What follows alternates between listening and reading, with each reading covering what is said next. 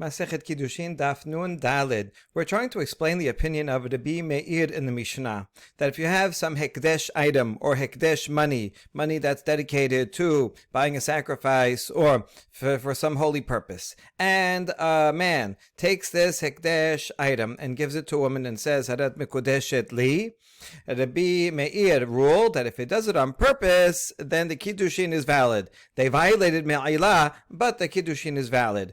However, bishogeg, if they did it by mistake, then there's no Kiddushin, and the money doesn't even become desacralized. It doesn't work at all. Now, why is that? Why does it make a distinction between mezid and shogeg? We're focusing on shogeg and why there is no Kiddushin there.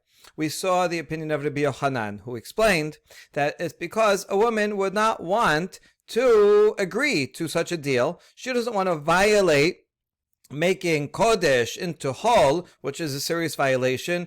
In some cases it'll be me'ilah, in some cases not me'ilah, depending on what this money is going to be used for. Either way, it's a serious violation to take something holy and make it not holy without improperly, and therefore she would not agree to be not agree that she will be mikudeshet in that way. It could be that the man also would not agree. It's bishogeg, so they didn't do it on purpose. And now when they find out, oh, this was kodesh money, I never agreed to use this money for such a purpose, and therefore the kiddushin is not valid because she doesn't agree with it. He also probably wouldn't agree with it to give it in such a case, and therefore the money stays kodesh, stays hekdesh, and there's no problem there. That explains. If you do it on purpose, well then, right, you wanted to take something kodesh and make it chol. If you do it on purpose, then, yeah, the Kiddushin is good. You violated Me'ilah, but the Kiddushin is good. So that was Rabbi Yochanan's explanation, and we're going to come back to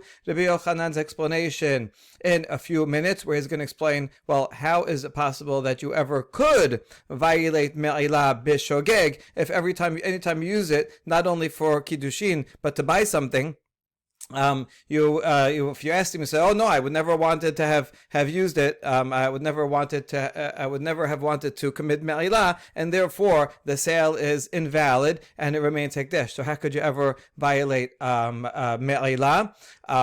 So we're going to see the answer is only by eating it, if it's a food item, or by using it for personal benefit, even if it's coins that you can't eat. If you use it like to weigh on a scale or whatever. Okay, that is all Rabbi Yochanan.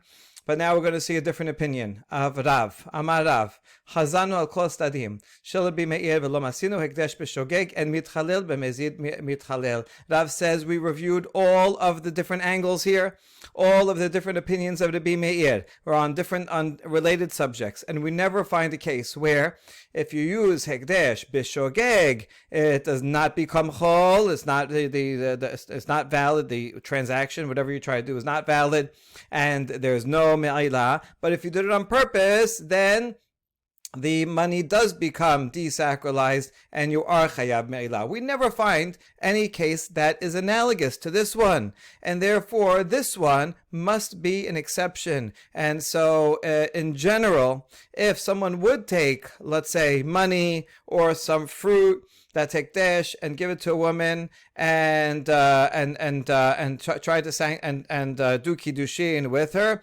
actually then it would become hol and you would be hayav me'ilah. Umishnatenu, our Mishnah is exceptional because it's talking about one particular case. Bechotnot kehuna shelo balu, vitnu lehanot behen lefi shelo nitena Torah lamalachei hasharet. The one particular case is the robe that a Kohen wears, a special robe that's given to him by the Bet HaMikdash, that's not worn out, it's usable, and he can wear it. And he takes this robe and he gives it to a woman and says, Harat mikudeshet li, with this robe. This is an exception. Why is this an exception? Even though it's a holy item that you're not supposed to use, you're not supposed to use for personal benefit, because of a very important principle that the Torah was not given to angels. So here's how it works. Since this item is given to the Kohen to wear, and he's going to benefit from it, and he's not an angel that he can not derive personal benefit from it. As follows: Kohen, he gets the special robe. It's a holy robe, and he's allowed to wear it while he's doing the services in the Bet HaMikdash. That's when he's allowed to wear it. He has to wear it when he's doing some kind of avodah. But what if he's not doing an avodah? What if he finished? He just did. He sprinkled the blood. He's done. And he goes back into the chamber and he sits down to rest, or he's talking to a friend while wearing it. Now he's getting benefit. He's getting warmth from this clothing, this personal benefit. But he's not doing avodah, so this would be me'ila, right? Okay, so tell him, okay, you can't hang around in these clothes. You got to go immediately and change right away. Okay, even if he goes directly to the chamber and changes right away, there's still a few seconds when he's not doing avodah and he's wearing the clothing, and so he's going to violate me'ilah. Now this is impossible. Torah was not given to angels. Angels can be perfect, right? They can be exact. They do something exactly to the second and then not more. But human beings are not angels, and we can't expect that a Kohen is going to be able to wear the holy robes only when he's doing avodah and not for a second more. Therefore, since the Torah was not given to angels, we have to give some leeway. And the halacha actually is for Kohanim. They're allowed to wear the robes during the day that they are doing the avodah, even when they're not doing avodah. They can show up in the morning with their regular clothes, they change, and they can wear their special garments all day long, even if they're only doing avodah part of the day, and the rest of the day they're just waiting or doing other things. That's permitted. Therefore, the robes of the Kohen have a special status that there is leeway that they are allowed to use it for personal benefit as long as it's within the Bet HaMikdash and on that day. Now, if a Kohen takes his robes and he does Kiddushin with it, in that case, just like when he's wearing it over time, it doesn't become chol, there's no me'ilah. So too, when he uses it to give to a woman, he does not commit me'ilah. If he does it on purpose, that's a different story, because then he's taking something purposely and using it for non-required purposes, and that would not be allowed. Then it would become chol, and so on. But if he's doing it by mistake, regarding other things, even if you do it by mistake, no, now you made it chol. But this thing has special leeway that you're allowed to use it when you don't have to think about it. You're allowed to use it for the rest of the day and get warmth out of it, and you don't mean to make it chol just because you're walking around or sitting around in the chamber to rest. That you don't mean to make it chol. So too, when he gives it to the woman for kiddushin, he doesn't mean to make it chol. The kiddushin will not be valid because it doesn't become chol, so she can't have it. But there's no me'ilah and there's no kiddushin. That's what our Mishnah is talking about in the opinion of Rabbi Meir. Okay, so Rav really limits the Mishnah very much, really, to just with this one possible case, but that's how he explains it. Now we're going to challenge Rav in three ways, from three sources. Tashema, kotnot keuna shebalu mo'alim bahem, dibre Rabbi Meir, ma'lav afilu lo balu. We have a braita that says robes of the Kohen that got worn out, you do commit me'ilah according to the Rabbi Meir.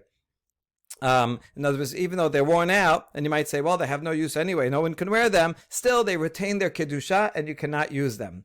Now, when this braita says that, isn't it true that even if they didn't wear out, you can't use them?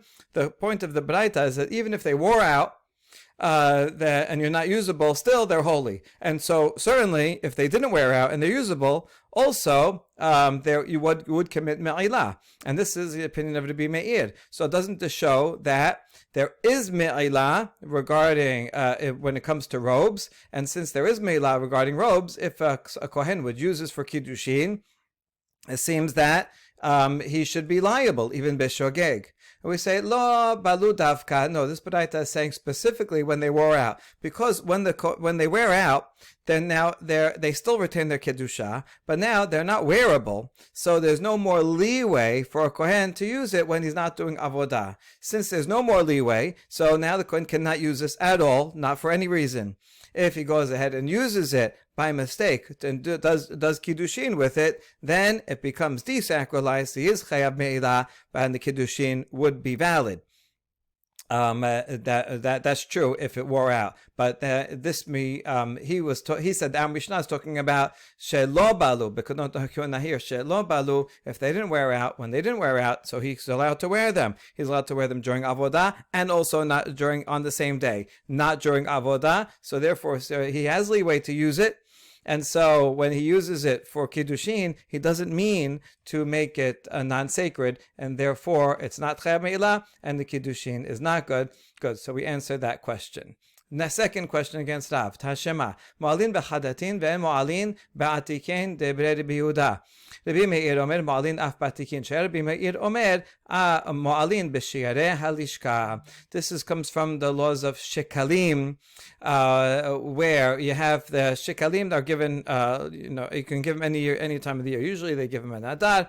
Okay, and now you use them. As soon as Rosh Chodesh Nisan comes, all the sacrifices have to be bought from the hadatin, from the new shekalim that were given for that year, and so those coins that are going to be used to buy actual sacrifices, korban tamid, that if someone uses it for personal use, that would be committing me'ilah, because these are designated for holy use, for korbanot. However, the old ones, the ones that were given in the previous fiscal year, now are no longer going to be used for korbanot. They're going to be used for general expenses in the Bet HaMikdash. Since they're not being used anymore for Kodesh things, so there's no me'ilah anymore. That's the opinion of Rabbi Yehuda. Some versions just have as Tanakama. Rabbi Yehuda, however, says even the old ones, you would commit me'ilah, even though they're not being used for the korbanot, to buy the korbanot, but they're going to be used instead for upkeep of the walls of the chambers of the Bet HaMikdash and the walls of Yerushalayim and other things that are holy. And therefore, according to the Rabbi Meir, you would commit me'ilah even with the leftover from the previous year or that year. They take a certain amount of coins that they'll need for all the sacrifices. The leftovers, that surplus, then they use for these other things. So the Rabbi Meir says there is me'ilah because they're used for other holy items. Now we ask, why should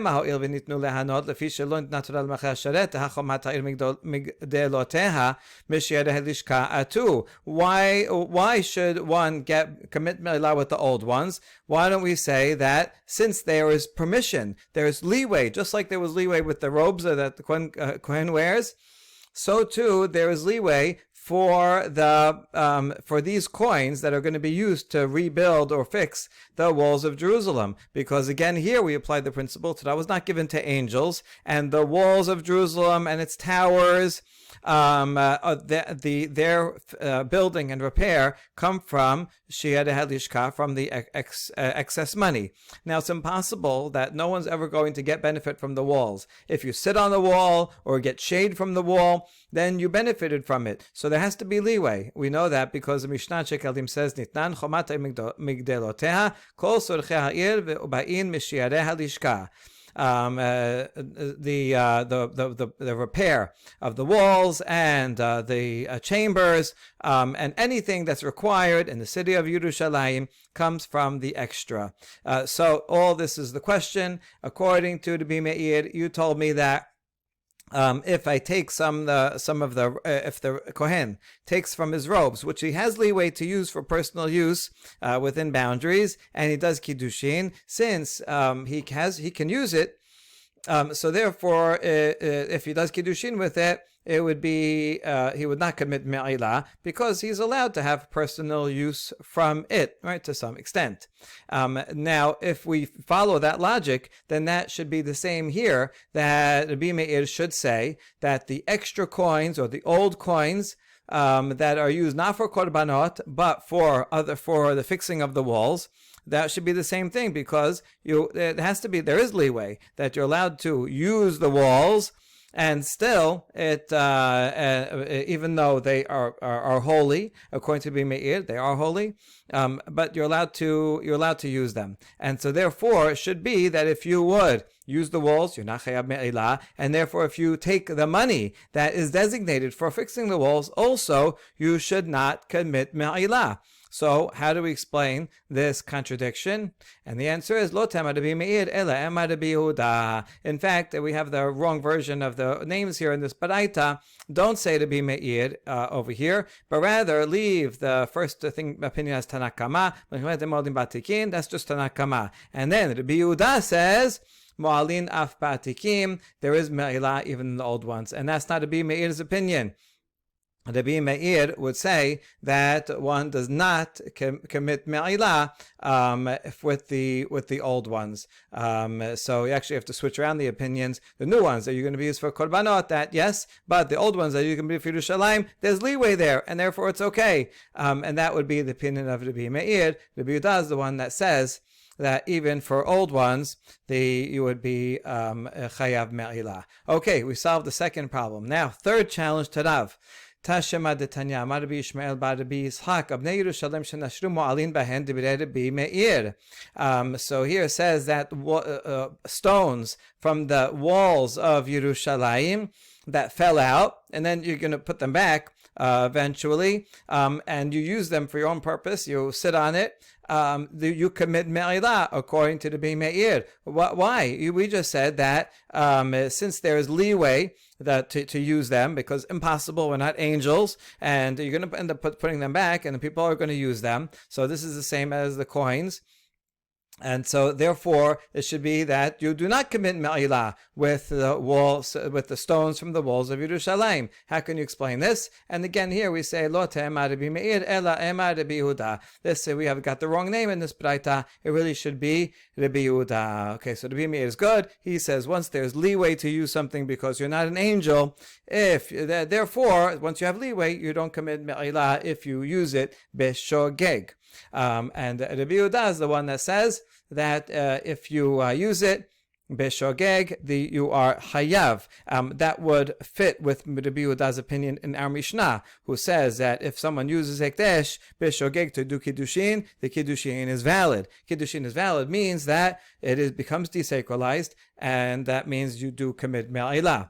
Good, so everything's consistent now. However, this answer to say that this is the opinion of Rabbi Yehuda is difficult, because Rabbi Yehuda Yerushalayim mikadesha.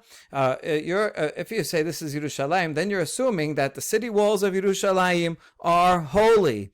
That right? Because that's why if you use one of the stones, you commit me'ilah. But Rabbi Yehuda doesn't think that the walls of Yerushalayim have holiness. Tehatanan, ki imra, ki dirim, ki asim, ki ishim, ki echal, ki mizbeach, ki Yerushalayim.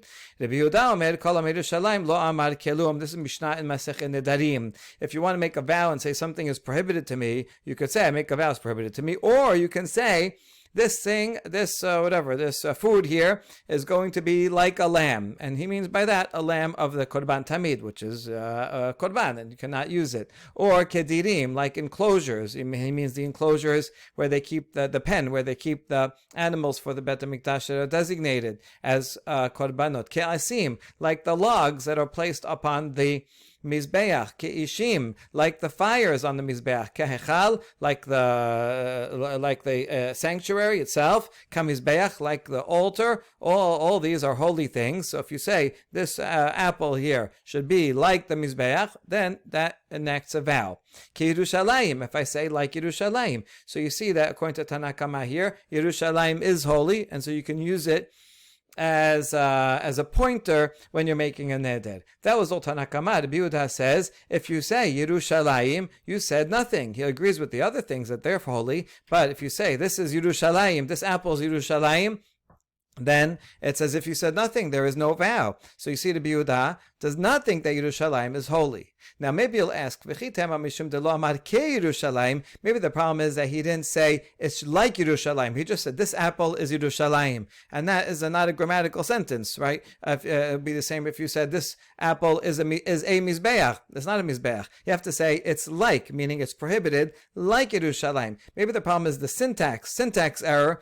but maybe Yerushalayim really is holy, but that can't be. V'hatanya Rabbi Yehuda Omer, Kol haomed Kiddushalayim, lo amar kilum ad shidu b'davar hakareh b'Yerushalayim. Rabbi Yehuda in this baraita explicitly says the problem is Jerusalem. Anyone, even if you say Ki, and this thing is like Jerusalem, he says nothing because Jerusalem does not have holiness. Of course, it's a holy place and very special and all that. It just means it doesn't have the quality of Hekdesh, the walls themselves of Jerusalem. Rather, you have to make a vow with something that is sacrificed in Jerusalem, like the other items on the list. So we see that according to Yehuda, the walls of Jerusalem are not holy. So then it can't be that he's the author of this baraita that says if you use one of the stones of the walls of Yerushalayim, you commit me'ilah. And the answer is actually, there are two different opinions about what Rabbi Yehuda thinks, and this Mishnah, this Baraita here and this Mishnah here were transmitted by two different Tanaim, each one who understood a different view of Rabbi Yehuda, and so that's how we can explain those. But in fact, this is the opinion of Rabbi Yehuda, at least according to that version of Rabbi Yehuda, and it's not the opinion of Rabbi Meir. So we resolved all the objections against Rabbi Meir.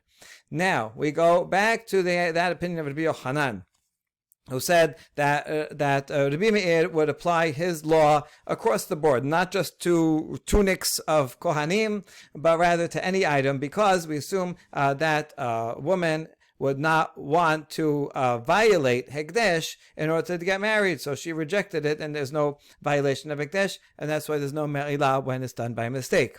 So back to that. Amarullah mishmet pada. Omer haya Rabbi Meir, Hekdesh b'mezid mithalel, b'shogeg and mithalel. Velo amru b'shogeg mithalel, ela le'inyan korban bilvad. Now he explains that Rabbi Meir would say that if you have something like this and you use it for personal use on purpose, then it becomes desacralized and you chayav me'ilah. But if you did it by mistake, there's no me'ilah. Now there has to be a case where b'shogeg you violate me'ilah, because the korban, right, asham me'ilot, is only if you do it by mistake. So what would be a case there? Oh, they only said that when shogeg, it's mitchalel regarding the korban, that you have to bring a korban. So the thing is like this: if you use something that's holy, bishogeg, and the money itself, or whatever item it is, does not become hol, but you are chayav a korban. So you're chayav a korban, but the thing is that the money does not become chol. So if you use it for Kiddushin, the money does not become chol, and therefore he didn't give her anything. That's why there's no Kiddushin. But you do have to give a korban. But we reject this version because if the sanctity never left it, then why should I be liable to bring korban? I didn't do me'ilah because nothing happened, right? So I gave you, a man gave a woman some money that was hekdesh, and that nothing happens. It remains hekdesh, or I just handed something hekdesh from one hand to another. That's not a violation of me'ilah. Why would someone be chayav a korban? So that can't be what he meant. Ela ki ata Rabin parish mishemed Rav Papa. Rather, when Rabin came from Eretz Yisrael, he explained better what Rav Pada meant to say. Omer haya Rabbi Meir, Hekdesh b'mezid mitchalel b'shogeg en mitchalel, v'rom lu b'shogeg mitchalel ela nyan achila bilbad. As follows, Rabbi Meir says, anytime you have Hekdesh, if you use it on purpose, and your goal is, I'm taking this money, I know it's Hekdesh, and I'm going to use it anyway to buy something, or to do Kiddushin, right, or whatever I'm using it for, then certainly I have in mind that I want to make it chol, so it does become chol, and the sale will go through, but I'm chayav me'ilah. B'mezid. Okay, that's a big sin. So then, yes, b'shogeg, however, if you did it by mistake, then there's eno mitchalel, because I would not have wanted to violate such a prohibition in order to do Kiddushin, or in order to make a sale, and therefore the Kiddushin is invalid, the sale is invalid, and there's no chilul, and there's no me'ilah, and there's no korban. So when when would you have a case where you could violate? The only time you violate me'ilah beshogeg is if it's a food item and you actually eat it. There you can't say, well, if I knew a shogeg, then I wouldn't have eaten it. Or maybe not. But you did eat it. You got benefit from it. If it's talking about money and a sale or something that you're just trading, then you could say, well, I never wanted it to be mitchalel, so the sale is valid and it's still like this. But if I actually used the item and got benefit from it, the benefit was gotten. And so, okay, it's b'shogeg, that's why you could bring a korban. So if it's food and you ate it, that would be true. If it was money and that you can't eat money, but you can still get benefit from money in other ways, like if you use it as a counterweight or however else you might directly use such an item. If it's a bowl and then you eat cereal out of it, all right, then you got benefit from the bowl. So if it's a transaction, the transaction is null and void, and so there's no penalty. But if it's a physical use of the item, then that's where one would violate me'ilah b'shogeg. We're now going to try to determine who does the halacha follow, to be Meir or to be Udam, regarding Hekdesh and Maaser. Amar Rav Nachman, Amar Rav Ada bar Hava, halacha to be Meir b'Maaser ho'il v'satam lan tana kevate. When it comes to Maaser Sheni, the Meir was of the opinion that whether you do it b'Shogeg or b'Mezid, the Kiddushin is invalid. His reasoning is that Maaser Sheni belongs to Gavoa. It's not yours to give. And therefore you can give it to a woman all day long, but you're not giving her anything that you own. Why is halacha like to be me'ir? Because we're going to see that there is a different Mishnah, that the anonymous Mishnah, it's actually going to be the Pin of Bet Hillel, but it's like anonymous, is according to the Bimeir. In other words, in our Mishnah that we saw above, it brings two opinions, Biudad Bimeir. It's one single opinion against single opinion. So we don't know who the halacha is, but since we find elsewhere there's a Stam Mishnah like the Bimeir, so halacha follows the Bimeir. Furthermore, halacha could be Yehuda behekdesh or satam lan tana kevate. Regarding doing kiddushin with hekdesh, Rabbi Yehuda says if you did it b'shogeg, the kiddushin is valid. B'mezid, not valid. And there too, we established that the halacha is like Rabbi Yehuda because there is a Stam Mishnah like Rabbi Yehuda regarding hekdesh. So let's see first the example of Rabbi Meir. Rabbi Meir b'maser ma'hi. What is the Stam Mishnah that follows Rabbi Meir with regard to Maaser Sheni? Ditnan et Mishnah Masechet Pe'ah. Kerem Rebai, Bet Shammai Omerim en lo chomesh ve'en lo bi'ur, u'Beit Hillel Omerim yesh lo. You have a new tree. The first 3 years you can't use it at all. The fourth year, or we're talking about a vineyard here, or a tree, in the fourth year, then the owner is allowed to take the produce to Yerushalayim and eat it in Yerushalayim. Similar to Maaser Sheni. We're going to compare it in a second. And now, if he doesn't want to carry it, it's too far to carry, then he can redeem it. And Bet Shammai says if the owner does it himself, he does not have to pay a surcharge of an extra fifth. Only if you're redeeming someone else's produce, but your own produce you don't have to. Also is different than usual maaser. Usually maaser has a time of bi'ur. In the fourth year of the Shemitah cycle, and at the end of the Shemitah cycle, you have to say bi'arti hakodesh min habayit. You have to make sure that all of the maaser that you owe for those first 3 years or second 3 years, you have completed. But when it comes to Kerem Rebai, there is no deadline. That's a Bet Shammai's opinion. Bet Hillel says that you do have to add a fifth, and you do have to make sure to get rid of your Kerem Rebai by that deadline. Bet Shammai omerim yesh lo peret v'yesh lo olelot. Ubet Hillel omerim kulo lagat. This is now more relevant for us. Bet Shammai says regarding a vineyard in the fourth year, we do apply the law of peret, which is individual grapes that fell. You can't pick them up; you have to leave them for the poor. And olelot, you have incomplete clusters of grapes. Also, don't pick those; leave it for the poor. Now, this law, he says, applies even during that fourth year when you're harvesting and you're going to take the things to Yerushalayim, because you own the Kerem Rebai. Since you own it, you have an obligation to leave these items for the poor. And Bet Hillel says you don't have to leave any to the poor. You can take all of the wine, even the things that dropped, even the incomplete clusters, and you can take them all to the wine press and make yourself wine. Why? Because Bet Hillel thinks that the Kerem Rebai belongs to Shamayim. And anything that is holy, you don't have to leave for the poor. So now you are allowed to eat it, just like Maaseh Sheni, right? You can eat it in Yerushalayim. So that's the opinion of Bet Hillel. Now let's analyze. My Tama de Bet Hillel, what's the Bet Hillel source? Kamre Kodesh mi Maaser. Ma Maaseh Sheni, Ma Maaser yesh lo chomesh v'yesh lo bi'ur. Av Kerem Rebai yesh lo chomesh v'yesh lo bi'ur. Bet Shammai la Kamre Kodesh mi Maaser. So Bet Hillel makes a Gezer HaShava, says the word Kodesh regarding Kerem Rebai, and it says Kodesh regarding Maaseh Sheni. Just like regarding Maaseh Sheni, when you want to redeem it, you have to add a fifth, and there is a deadline.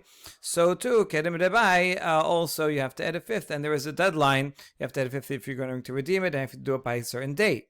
And Bet Shammai says, no, I don't have this Gezer HaShava from Maaser, and therefore it's not the same as Maaser. Bet Hillel omrim ke Maaser keman sivira lehu. Now Bet Hillel, who says that the Kerem Rebai is the same as Maaser, who is he following? If he's following Rabbi Yehuda, who says, Rabbi Yehuda says that Maaser Sheni belongs to the owner himself. Well then, why would Bet Hillel say that you can offer the whole thing, you can use take the whole thing for the wine press? Hamar mamon maaser mamon hedyotu. Rabbi Yehuda says that it belongs to the owner himself, and therefore he should have to give to the poor. So you see, Rabbi Yehuda matches up with Bet Shammai. Bet Hillel, however, elalav could be Meir. Bet Hillel follows Rabbi Meir. Rabbi Meir is the one that says regarding maaser sheni that it belongs to Gavoa, and therefore he makes a Gezer HaShava. So Kerem Rebai also belongs to Gavoa, and that explains why Bet Hillel thinks that you do not have to leave Kerem Rebai for the poor. And now, even though this is not a Stam Mishnah, following Bet Hillel is as good as a Stam Mishnah compared to Bet Shammai, so it's clear that Halacha follows Bet Hillel, and Bet Hillel matches up with Rabbi Meir, and therefore this Mishnah teaches that Halacha is like Rabbi Meir regarding Maaser Sheni.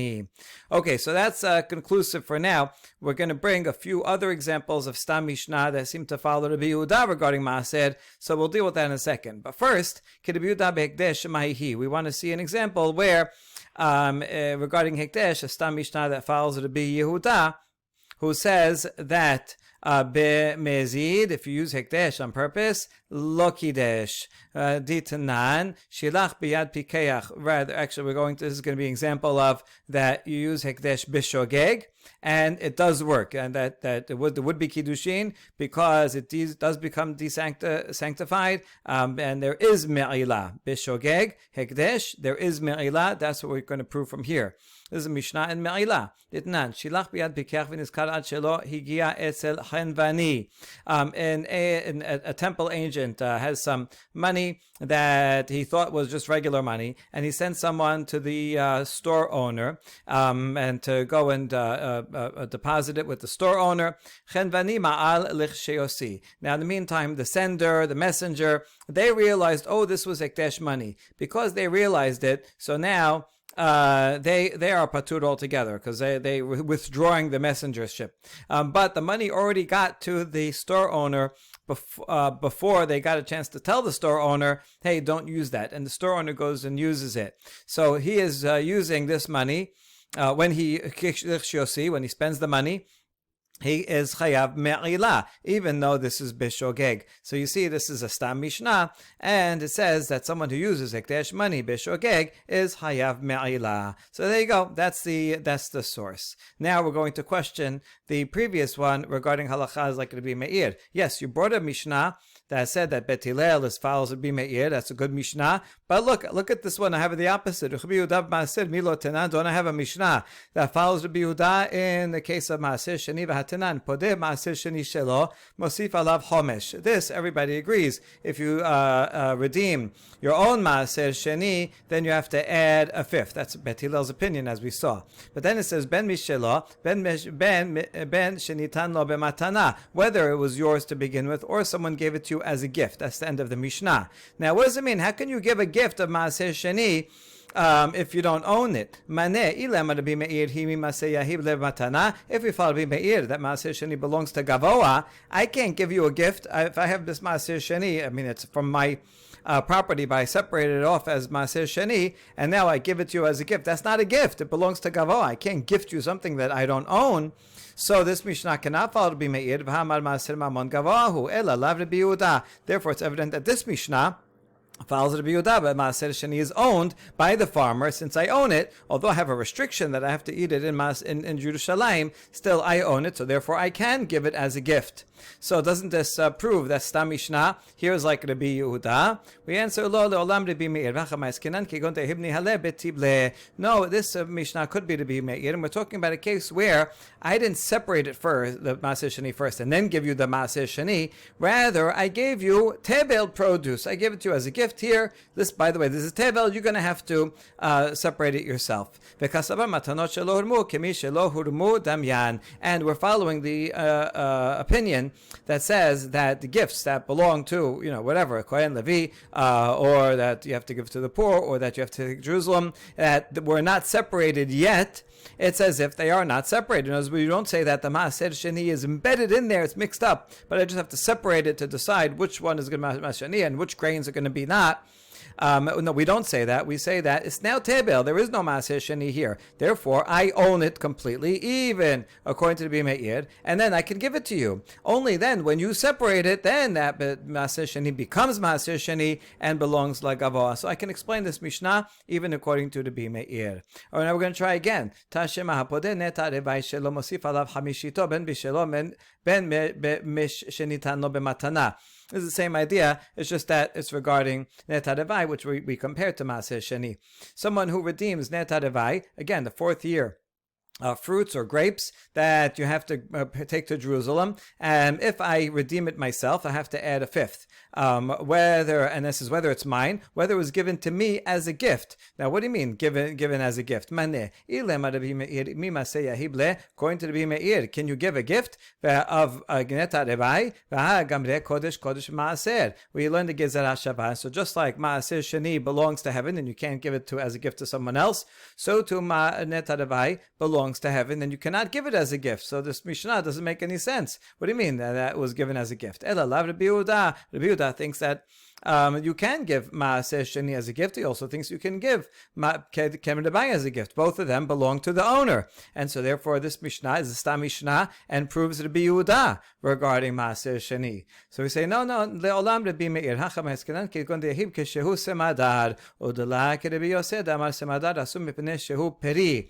No, in fact, I can explain this Mishnah also according to Rabbi Meir. And here we're only talking about a case where I gave the fruit while it was still in a state of being a bud. It wasn't grown yet. And we're not going to follow the opinion of Rabbi Yoseh. Rabbi Yoseh said that even when the fruit is still at the state of a bud, it's prohibited in terms of olah, and therefore would also be kerem rebai. We're not following that opinion. We're rather following the other opinion that says, no, when it's still a bud, it's not considered a fruit yet, and you don't have to worry about olah or kerem rebai. So at that point, certainly it belongs to the owner, and so I gave it as a gift at that point to someone else when I still owned it, and then it grew, and now it's kerem rebai, and so now you, as the gift receiver, want to take pigeon, so you have to add a fifth. So this is consistent with Rabbi Meir, although you're right, if I waited till it grew and then tried to give it, it would not be able to because that belongs to Gavoa.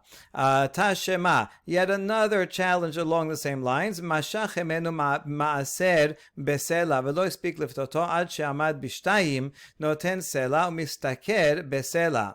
Or Maaser Sheni Shelo. This is a Mishnah in Masechet Maaser Sheni. I have this Maaser Sheni produce, and my plan is to sell it to you and thereby redeem it. In other words, it's a redemption and a sale in one, so that when you buy it, you take the produce, it becomes chol, and the money that you give me, the holiness will go onto the money, and that money will be hekdesh money.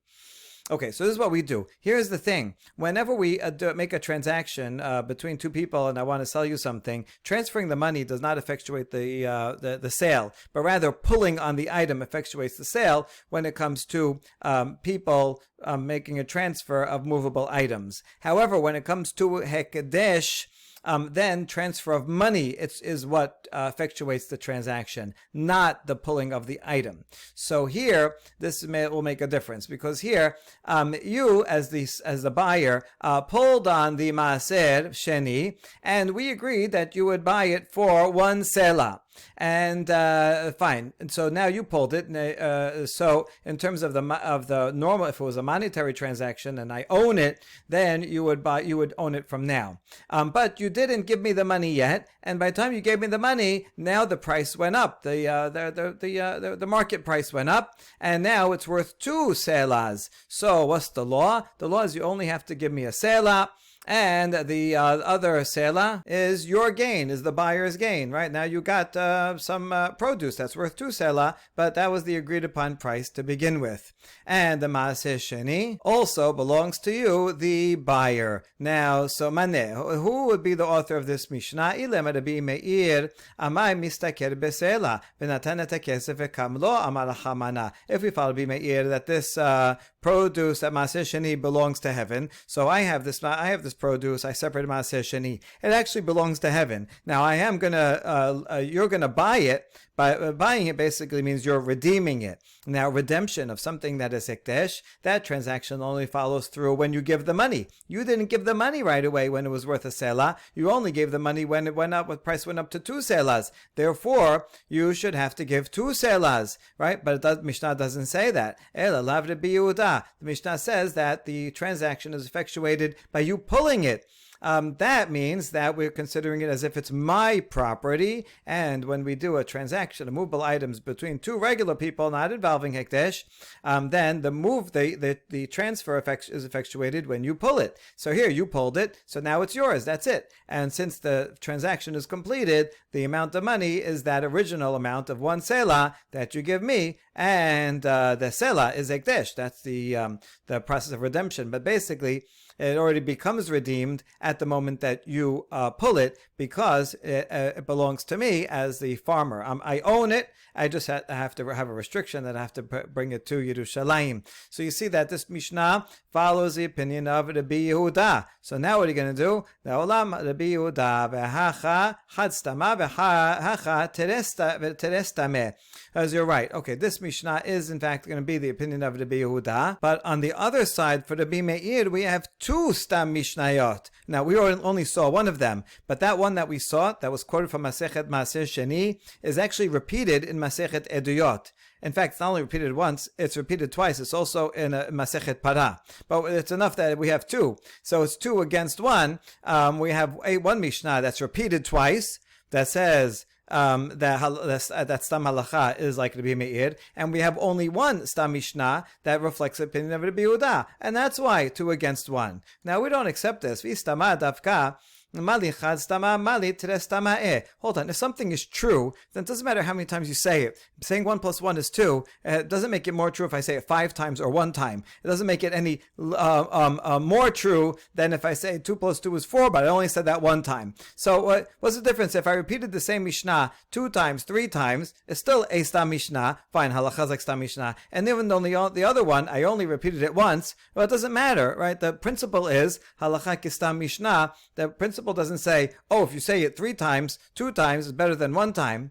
So Amar Rav Nachman bar Yitzchak halacha k'Rabbi Meir ho'il utnan bebechirata kevateh. Final answer is that even though it's like 1 against 1, however the Stam Mishnah that says halacha is like Rabbi Meir is found in Masechet Eduyot. Masechet Eduyot is considered the best, the preferred tractate of Mishnah. Everything in there was ruled upon by many sages when they gathered together and they put together all the opinions in Masechet Eduyot, and therefore that one has a greater authority than any other Masechet. Since this Mishnah is found in Eduyot, so we see the Stam Mishnah in Eduyot says halacha is like Rabbi Meir regarding Maaseh Sheni, and so that is the final decision. Baruch Adonai Leolam, Amen ve'Amen.